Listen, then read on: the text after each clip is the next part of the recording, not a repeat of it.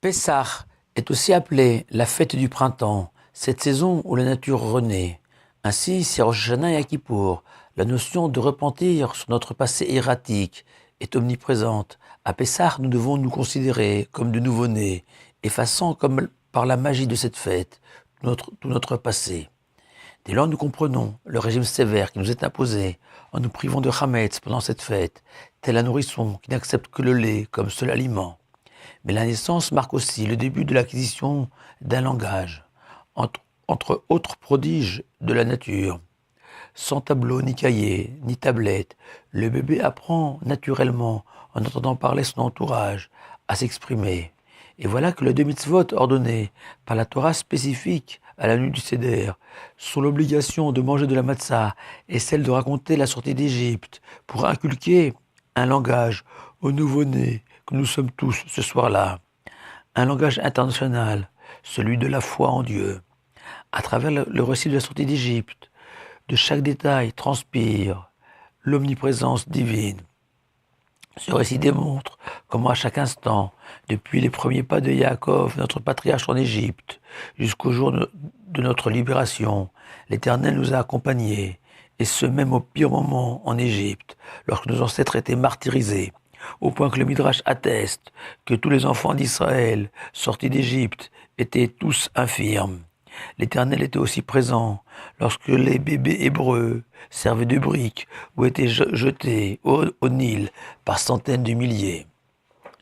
Nous raconterons aussi comment Moshe, l'homme le plus recherché d'Égypte, le sauveur annoncé et prédit par les magiciens du pays, a grandi en plein cœur du palais du Pharaon sous la protection de sa propre fille, Bathia. Incroyable mais vrai, si Dieu l'a décrété. Nous exhumerons des cendres de l'Égypte, Dieu qui s'est manifesté au travers des 10 plaies, comment chacune d'entre elles avait un but précis, un sens, une idée. Dans le monde de la foi, il n'y a pas de place pour le hasard. Et de manière étrange, le nom de Moshe ne figure pas dans la Haggadah, lui qui a été un auxiliaire si précieux. Pourquoi? Pour éviter toute méprise. Imaginez que Dieu ait eu besoin d'une aide quelconque pour nous délivrer. Idée reprise dans les mots de la Haggadah, Ani ouve le acher, c'est moi et personne d'autre qui vous a sauvé, dit Dieu. Autre point remarquable, au début de la soirée, nous rapporterons l'histoire de ces grands sages d'Israël qui toute la nuit ont raconté la sortie d'Égypte. Et nous conclurons, tout celui qui raconte, plus que d'usage, la sortie d'Égypte est louable, à l'image de ces sages. Car à l'instar du bébé, auquel il est scientifiquement prouvé que plus on lui parle, mieux il s'exprimera. Ainsi, plus on racontera la sortie d'Égypte, mieux on saura parler le langage de la foi.